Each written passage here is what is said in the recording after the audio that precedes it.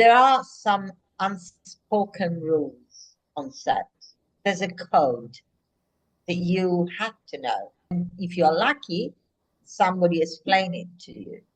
If you're not lucky, you learn it because you get beaten on the head big time.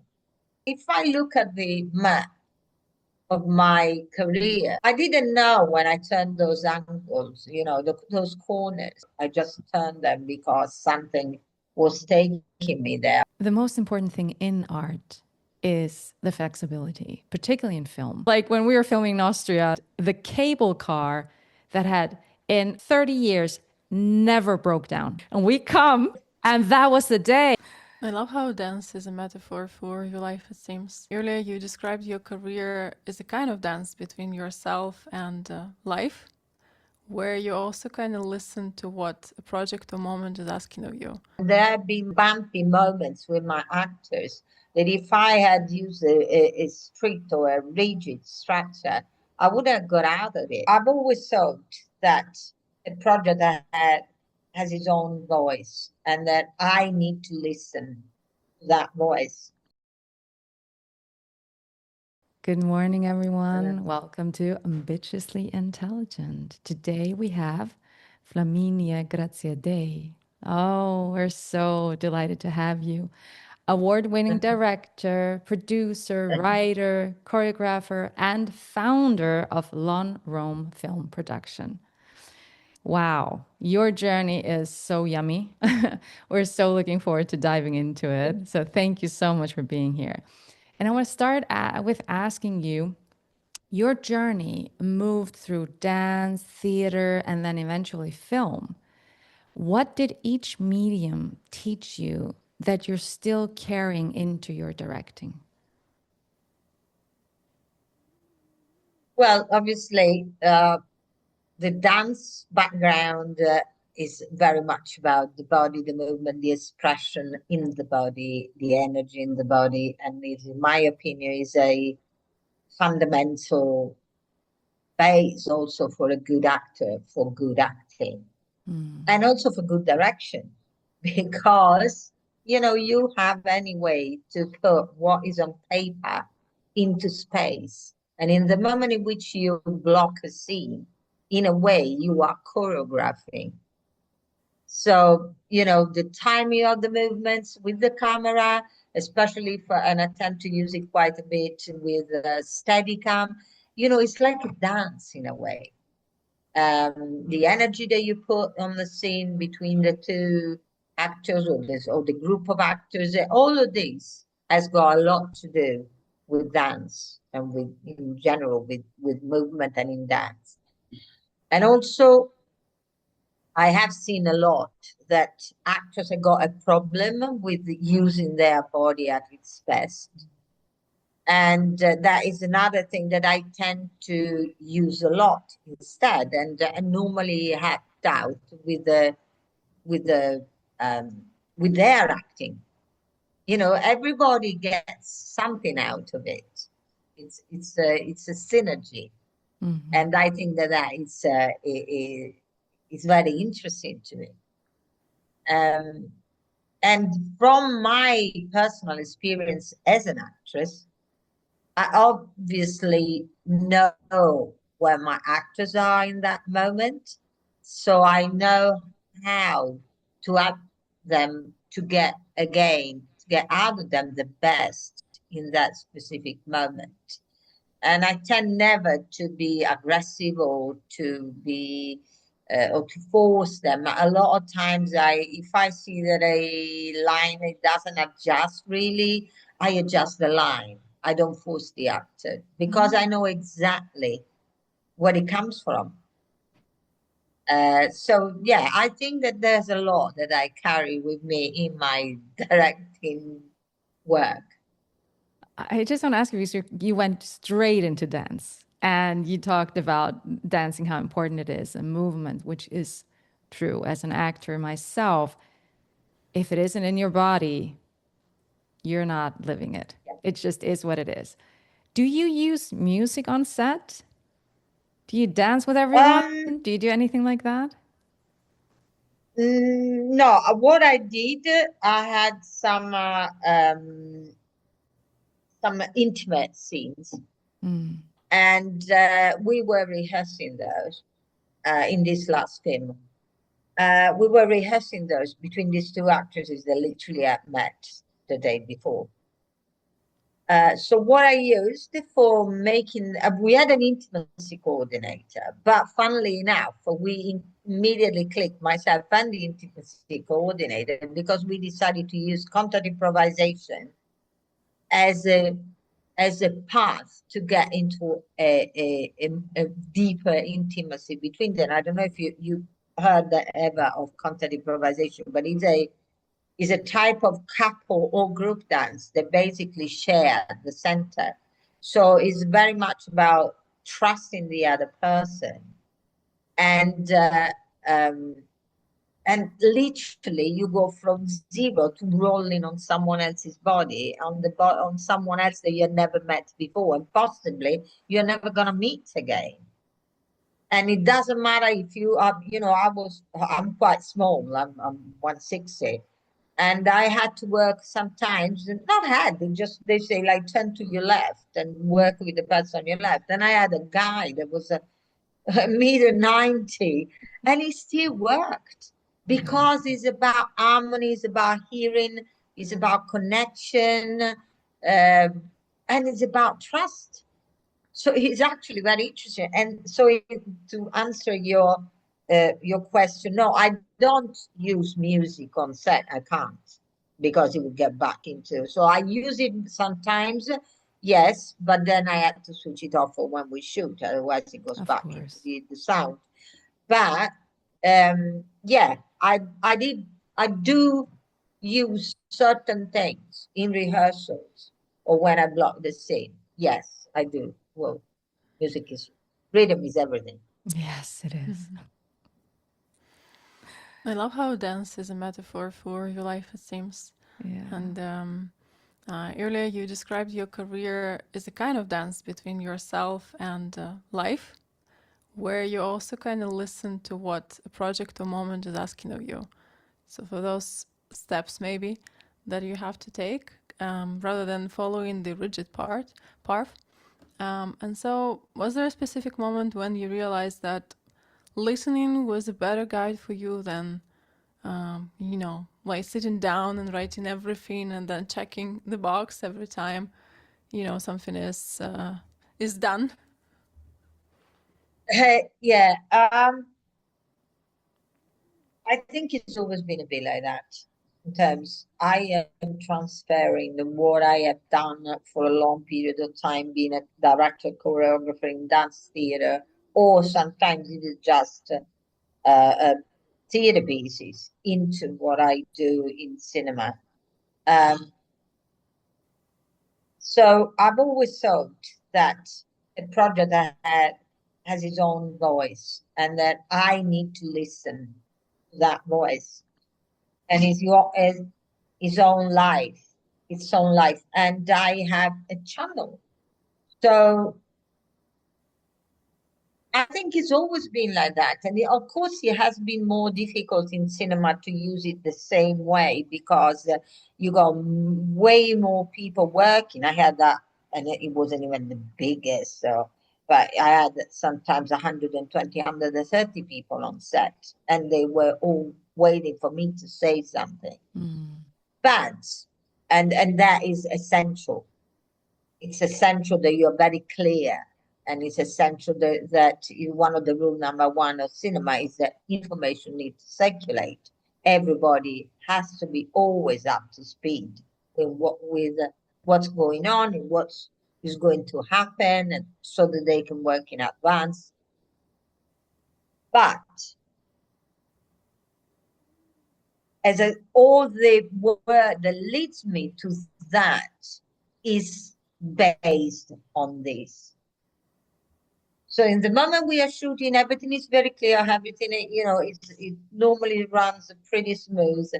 And I am one of those people that, unless there is a specific reason, I don't redo the scene 100 million times. I know exactly when I got it, and I just move to the next one. but also because I work in independent cinema. So, I'm always up against time and the budget. But, um, but yeah, I think that in all the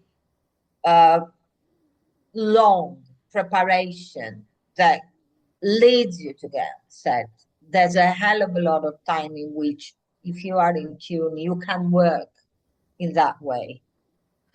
That's interesting. And you So can be in yes, yeah. sorry. No. Please continue. No, so I can use this listening thing, but also I use this listening thing anyway when I am on set.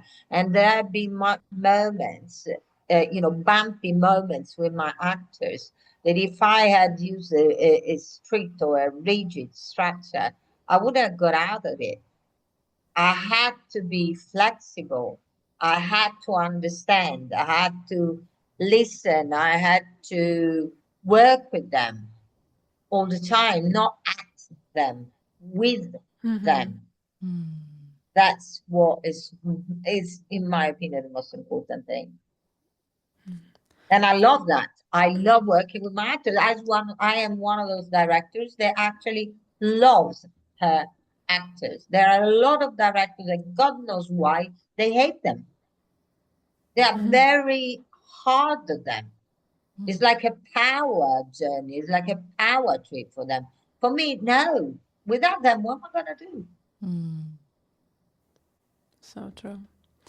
From what I'm hearing, it seems like the pre-production is a very kind of open book thing where you listen to your voice and, listen to the project, and you allow certain leeways and different paths come into picture. And then probably the production and the shooting process is a little bit more still, you have to stick to the plan. Is that something? Is it the correct assumption? Yeah, there is always a fair margin of improvisation when you work at that speed in this type of cinema. I mean, I had to shoot one day 9 scenes, so obviously I had to improvise. I had to cut some. If the scenes were kind of consecutive, I was shooting them all as a long scene. So, and then we were, so there were not too many change in betweens. I plot the entire scene instead of little blocks as a long scene. So, because it was what I had to do. And so obviously, yeah, there's always a margin of improvisation. And I am not scared of that. I come from theater. Theater is flexible. Theater is constantly reinventing itself. It's so I'm not scared at all of that. I don't want to sound big-headed, but I think I'm quite good at that. And it's a good thing. It's a handy tool to have.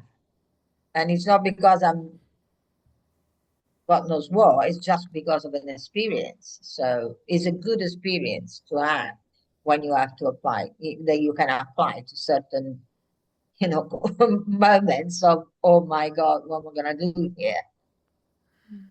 So, yeah, I think that all of this, it's like, if I look at the map of my career, it's like, I didn't know when I turned those angles, those corners. I didn't know where I was going to go. I just turned them because something was taking me there. But in a way, there is a kind of a path that makes absolute sense if I look at where I started from and where I am now. It'd be interesting to know from now where I'm going to go. But, it's a long path, and it always gave me some more, and in a way added up layers over layer to get me to this point. I love when you're talking about that. I think the most important thing in art is the flexibility, particularly in film, because you can prepare as much as you want. And then we're on set And I don't know, like when we were filming in Austria, it's one of the films that I was in, and I was also producing there. And the cable car that had, in, I don't know, they talked about like 30 years, never broke down. There wasn't a single day in 30 years that that cable car wasn't working. And we come and we're But standing that was there. the day. And that was the day. And the technician was like, I don't know what to tell you. I have never experienced this in my whole career. And we were like, okay, so where are we going now? So that is the thing. But also what you're talking about is so beautiful. I think like every single one of us has to take what you said, and we have to, because we're all talking about you are in charge of your life, da da da da. But what you're talking about in directing, and I think maybe we should all just become our own directors of our life, like use that phrase. Because what you said is you knew the direction, you know where to go, you know what you want. And then inside that you're flexible, which is magical. And I think that's a very good thing for life. I'm going to take that for my life. Yeah, it's actually And very interesting because I should actually apply more to my life. I think it will make my life easier. I haven't thought of that. The let's same all do, approach. yeah, let's all do that. Let's put that more Yes. into our life, because I'm aware of more and more and more that I just didn't have the vision. Like I was kind of just floating, in life, and it doesn't bring a lot. It can bring more pain than anything, which is kind of interesting. So I'm going to take the directing. But coming to, before you directed your first feature, The Final Haunting, you worked Yeah. alongside like international recognized and Oscar winning film creatives in Italy. And I mean, that is a beautiful way to learn and get immersed into film with these amazing human beings that have done great things. How did that shape the way you approached your own first feature? Very interesting question. First, and this one too. I come from the old school, Italian old school. I've learned how to be on set and how the set work the hard way. And it's hard. For a woman, possibly even more. There's no way to, there's no way around it. There are some unspoken rules on set. There's a code that you have to know because, and if you're lucky, somebody explain it to you. If you're not lucky, you learn it because you get beaten on the head big time. So I was lucky. I worked, the person that made me work for the first time in as a second AD. He was the first AD of Paolo Sorrentino in the Oscar winning film. He's now works as an executive producer in a big company and all of that. But what I mean is he knew very well his stuff.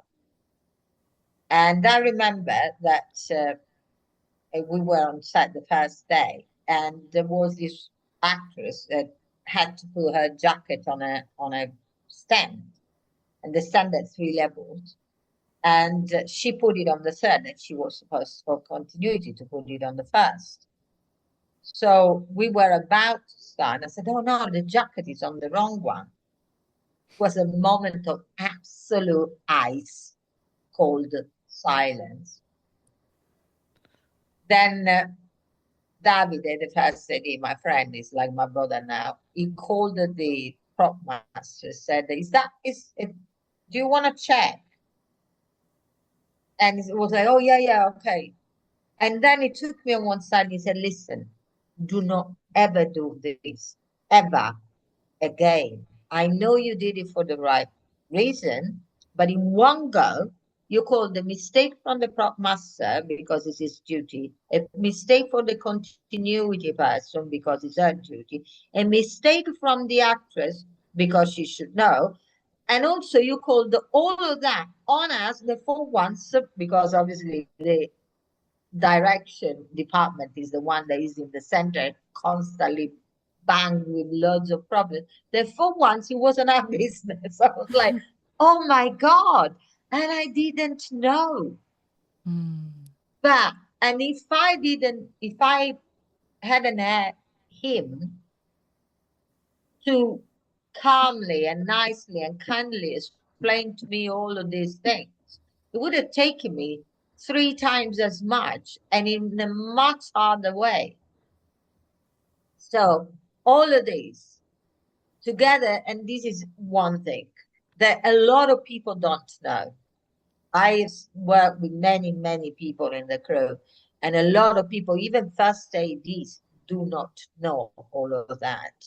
I work with first AD that do not communicate with the sound department. They don't say anything. They change the lens, and we are from a wide to this close up, and they forget to tell the boom operator that we are like that, you know, and it's like, okay, I'm gonna actually edit that. Is absolute sync. There's nothing I can do. You know, it's a very complex machine.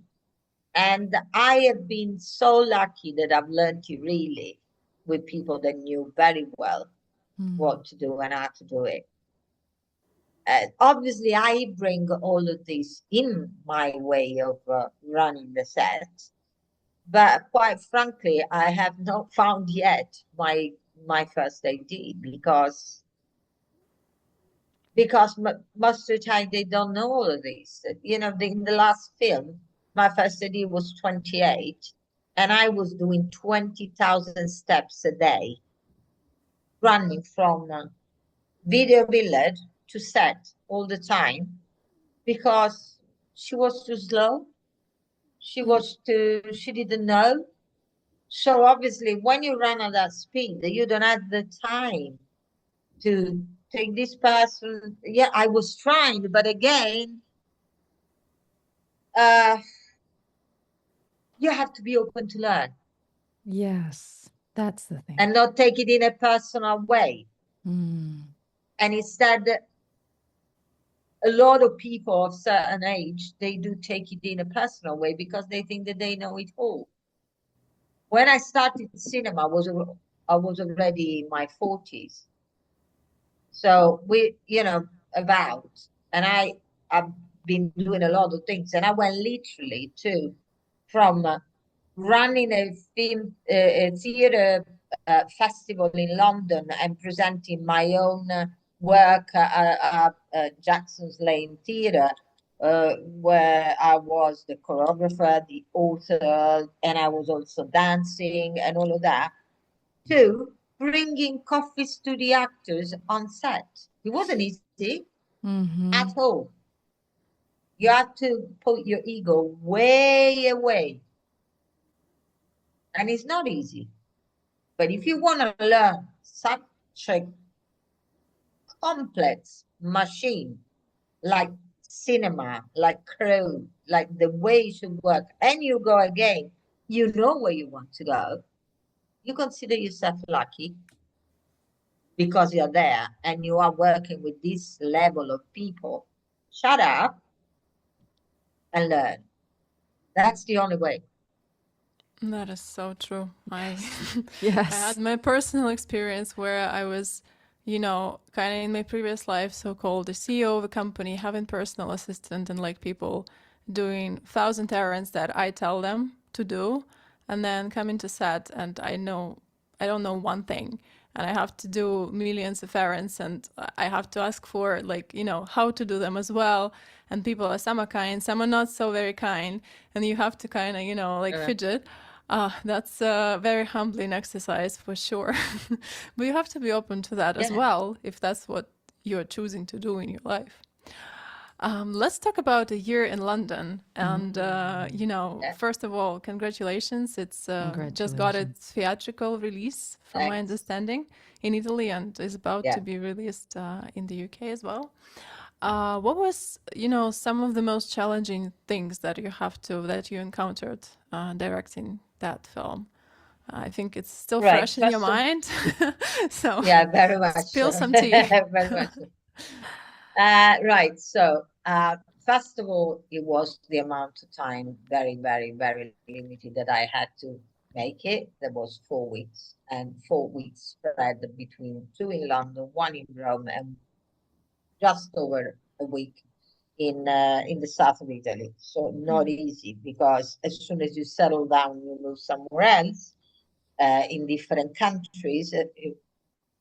The HODs mostly stay the same, but then you have a new crew. Sometimes I was like, who is this person? Or what, where is that person? He was like, oh my God. So and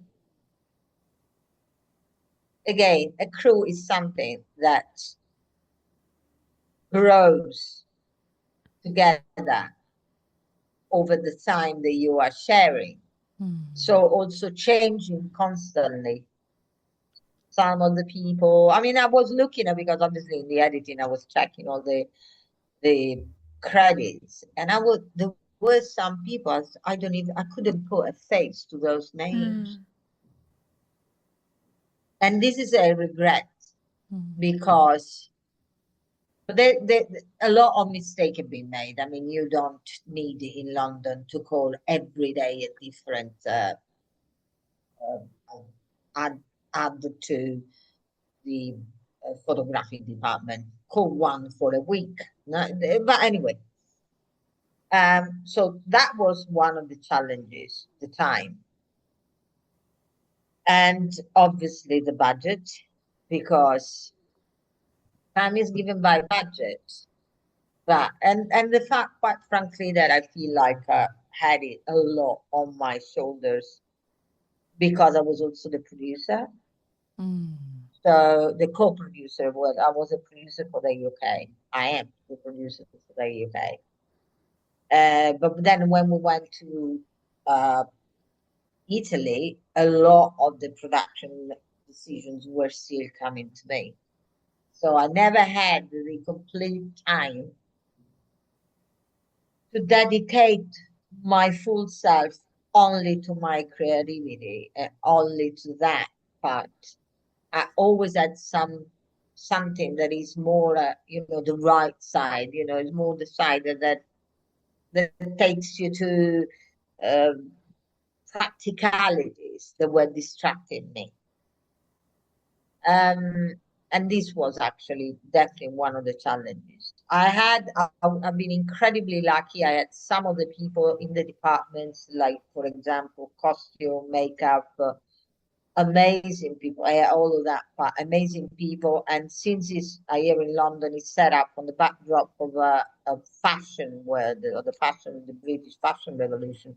Obviously, that department was absolutely fundamental, and the way they work, it was absolutely amazing. They had doubt with even with the budget, and they were returning staff while we were shooting, collecting money because of that, things that you normally do at the end, collecting money and putting money back into their budget. It's something that is not normal for a costume designer to do. Well done. We had some people on set that were there as working experience, because also the costume designer, she's very experienced, is Alessandra Carta, and she teaches in a lot of schools. So also in Italy, she had some of the students that wanted to work, to have an experience with her. And thanks to that, we could do that. She saved money from a very already short budget. And she went around again, preparation. There's a rule, a very important rule. A lot of money, short preparation, little money, long preparation.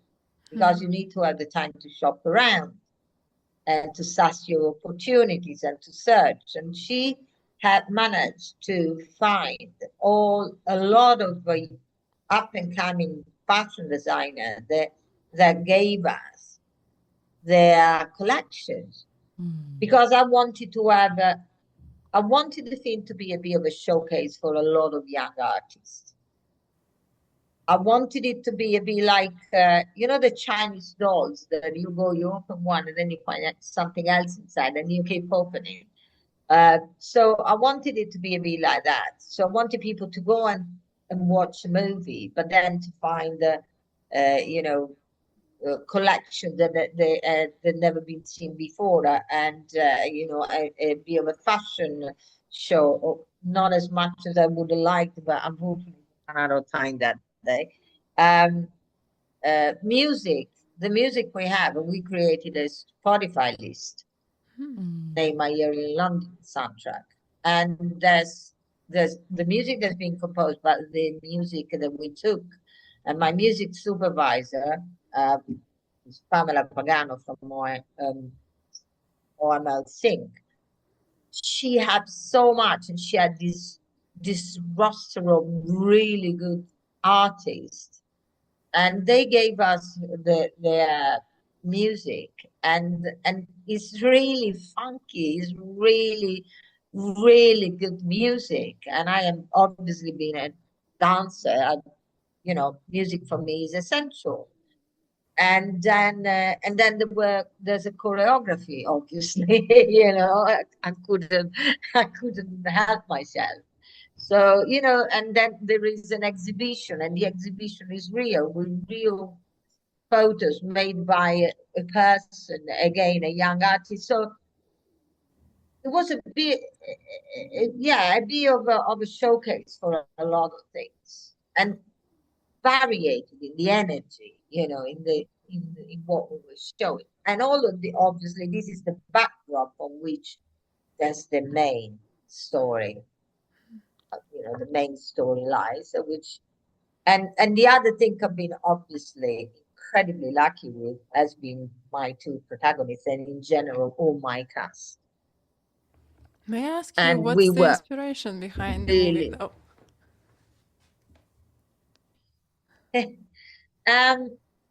it's a story that, in a way, delivers my experience, but together with the experience of a lot of people that I have, you know, that I have met throughout my life. And you know, people could say, "Oh, still, they still needed to talk about LGBTQ story." Yes, it is, big time. If you look, in fact, it's much more actual now than what it was when I started writing it. Why is But that? what it was, Why is it more actual because now? things have gone backward. I Things have know. gone backward, Eva. Look at USA. Oh, yeah. Look at what's happening in Europe. Things have gone backward, guys.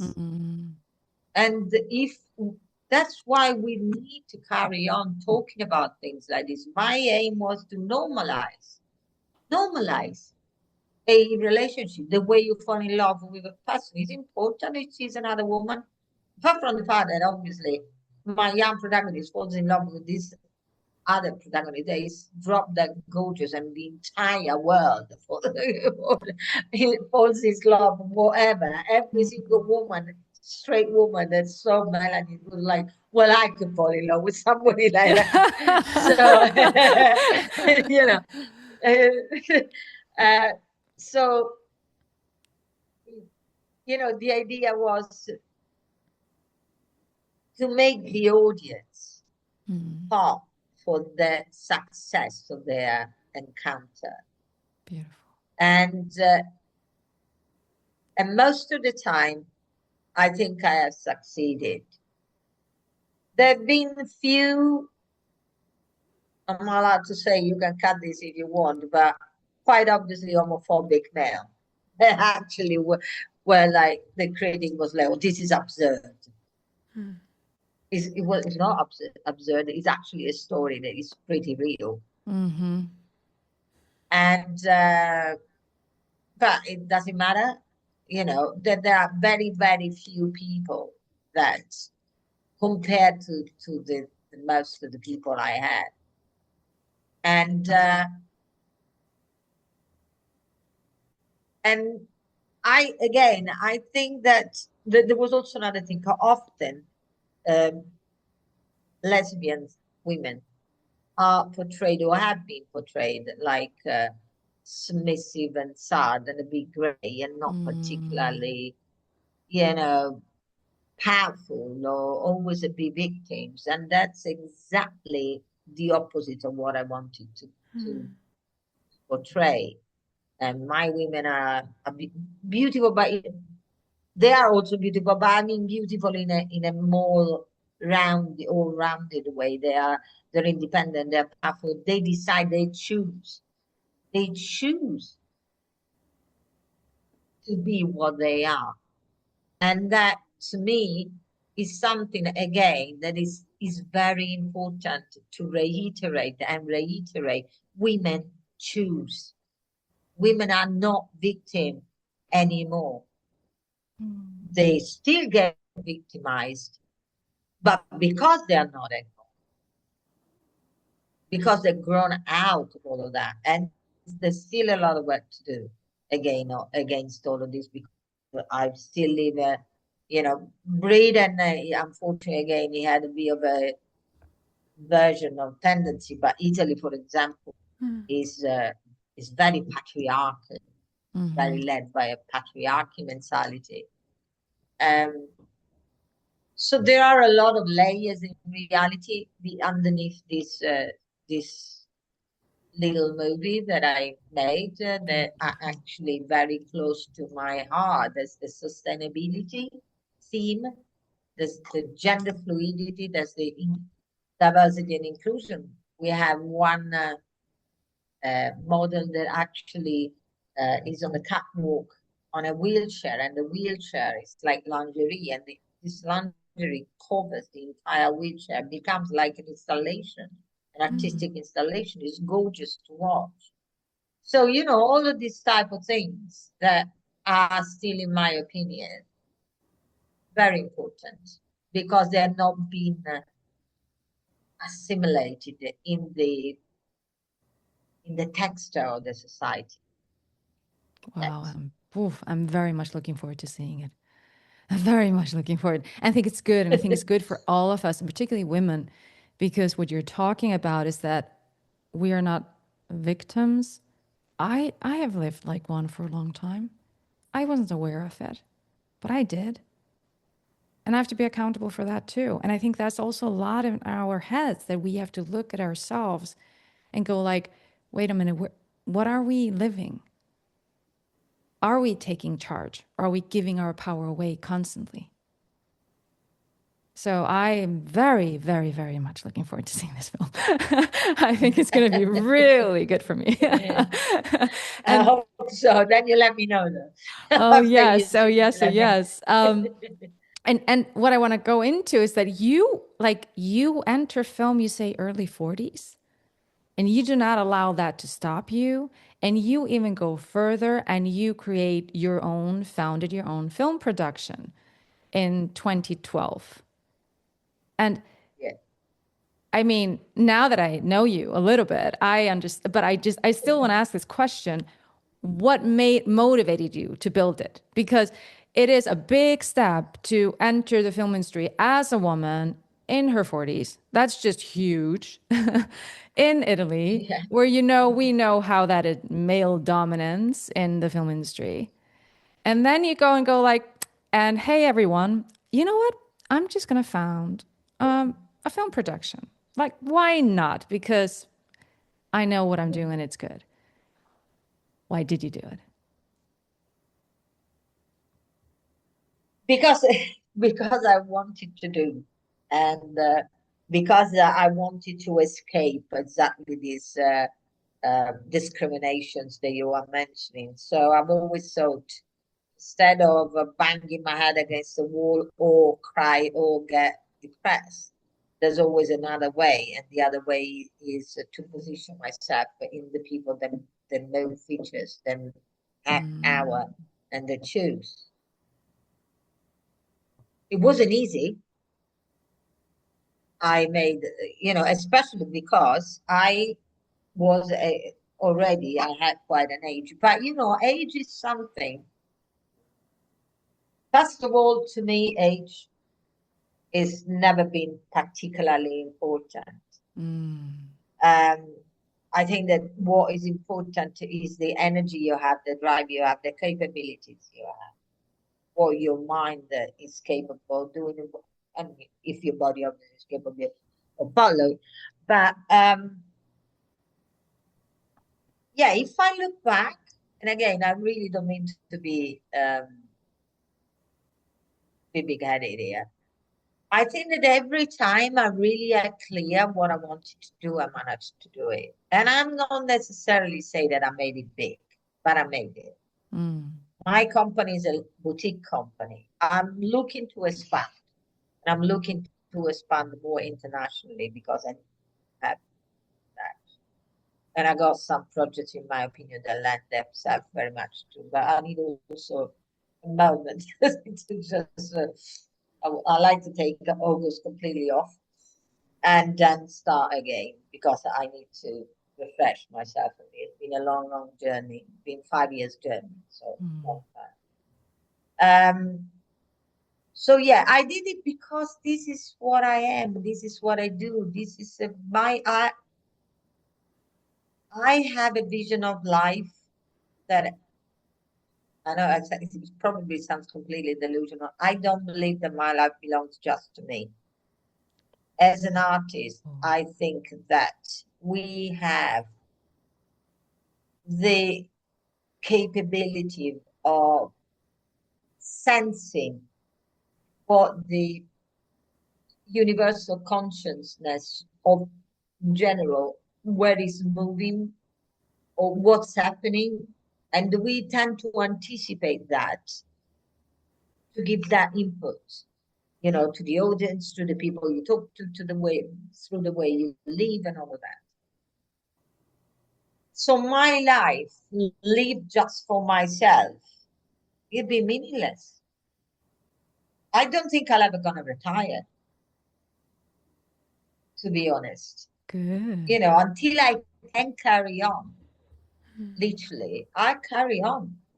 Because otherwise, you know, I do breathe together with everybody on this planet. That's why sometimes I get really upset and frustrated because I still think I got also this incredible sense of justice. And I feel so frustrated every time because there's not much I can do.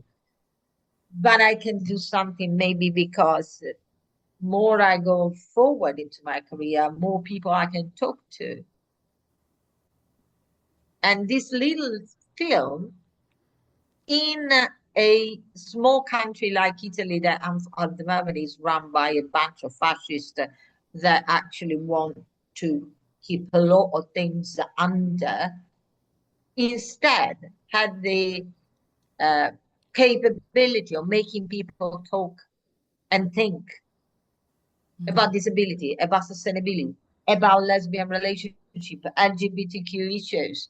So, you know, it's a tiny little film and a tiny little mind of a person, or more than one person, because obviously it's a collective product eventually. So if we have this possibility from one tiny idea, an embryo of an idea, we can arrive to do that. I would like to have 120,000 lives because I got loads of things to say. So I haven't got time. That does I not haven't got time sound to delusional at all. That sounds beautiful. Just beautiful. It's amazing. Yummy. And I wanted to ask you about, you know, the mission of the company, but that is pretty obvious to me from what your previous reply, you know, that you want to serve people and you want to kind of create with the themes that are around and they're important to you. When you start writing the story, when you start developing the story, do you start with the character? That's what I'm curious. Do you start with like the topic? How does those ideas, how do they brew? Right, interesting. No, normally I start with the content, with the topic, with the theme. And then I start creating the framework of the story. And within that, I start going deeper and deeper and deeper in each character. So of course I knew that I wanted to stay with these two characters, but I also knew that I wanted these characters to be embedded into certain situations, surrounded by certain type of people. So, you know, and slowly you build up like a castle, you know, a structure. But yeah, no, the most important thing is the theme. I must say, to come back to what we were talking about before about being victimized or not, being women in, you know, in our own, if we are capable of taking our own destiny in our own hands and things like this. I do believe that we have a hell of a lot of work in being constantly alert, because even I sometimes feeling myself or seeing myself patterns that don't belong to where I am at now, but to the conditionment that I have been brought up with. So these are, for example, things that for me, are very, very important. I always question myself and second guess myself and third guess myself about the message I'm putting out there. If he's coherent with what I am, with the type of issues and type of themes I want to put out there. And sometimes, uh, obviously, it's easier if I write, a bit less if I just direct. I had to say no to certain things. There was one in which it was kind of a horror, and I haven't got anything against it. I have a horror, but it's an animalistic satiric horror that I'm developing, and I'm looking for partners. I would like to have um, a group of female producers take care of this, because it's female led as a group of actors. It's quite funky. I've not written it, my co-screenwriter did, and I find it quite interesting. And um, and this guy wanted, basically, there was the villain was the butch woman. Butch woman equal villain. And I said, I'm sorry. First of all, why? Why? Is this a message you want to send? That butch women are actually dangerous? And in any case, do you realize who you offering this film to? It's a bit outrageous. It's ridiculous. So either we do change some of this, or go and look for someone else, which is always difficult to say no to a project. We're freelance, but I can't do that. So again, I have always to be very, very, very alert. Always. And I see that a lot of people sometimes misses something. And then I said, yeah, but look, what is this what we were trying to say? And they go like, oh my God, no. Yeah, but this is what we are saying, if we formulated it this way. I think that Alert is important, I think, yes. Yeah. And that is obviously your strength, is that, and that's what I was talking about before. And when I was saying, like, I have to be aware of myself in my life and in my art and everything we do, because we are we have to take care of all the voices that are coming in that aren't ours, or that we have just, we grew up with, and be aware of, like, what am I choosing? And I celebrate you. I celebrate your courage. I think it's amazing. I think it's beautiful that you Join it. Hey, Join me. I will. I was just thinking, hey, first AD, why not? Girl, I love learning. And I'm not afraid of getting like, I was like, I'll come. Because you are looking for Yeah. first AD, girl, hey, I love it. There's so much to learn from you. I think it's amazing. And it's very, as I said, encouraging and uplifting. So, wow, I just want to thank you. This has been Thank you. No, thank you guys, really. Thank you this very, very much. beautiful. And you talked now about your future project, and you said, so tell us exactly, just shortly. I think we have a little bit more time, but I just want to, just this one thing. Okay. Tell Yeah. us Very quickly. very quickly, your future projects. Is that this one film? Do you have more? How is that when you are working? Do you always have More. I got multiple? 3. Yeah.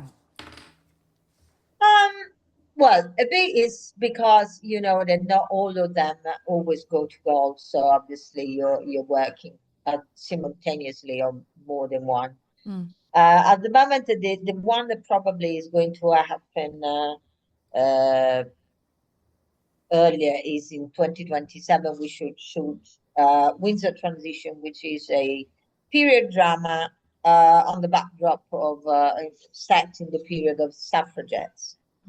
Again, very, very interesting in a moment in which, in 2 MPs, one in US and one in Italy, said that giving the universal suffrage has destroyed families.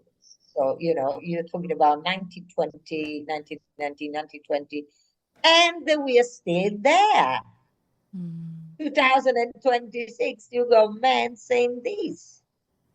But also is a period drama, but I want to give it a very funky, slightly surreal place in the costumes, in the music. Think about Peaky Blinders. I don't know if you've seen it. Oh, yes. So that kind of thing. So that kind of place, that nothing that is too traditional, it just doesn't work for me. And I want to make it more appealing also to younger generations. So yes, this is a period drama because it talks about something that happened at that stage, but I want you to realize, younger of 16, 18, that nothing is to be taken for granted. So for talking to you, I need to talk to you with a language that is not respingent for you and is interesting for me too. So this is one, and it's I have doubt to be with the development, but now we have a producer is Metaphor, Blue Metaphor Production, and is Sherazad Bodena. Is a rather young producer, but I really like the way we are communicating and we are, shaping the project. And it's written by my co-screenwriter. The original is a researcher that made all the framework, but also now brought on board my co-screenwriter to refresh it a bit. And then there is this civilized animal, this horror, satirical horror about animal rights. That is obviously I care a lot because I'm very much for animal rights. And there is also a TV series that's called Anna's Tale, and it's kind of a fantasy ghost story that goes across centuries because of this young girl that is a ghost. And it's very nice, very, very nice, very, very interesting too. But we are now trying to develop the pilot.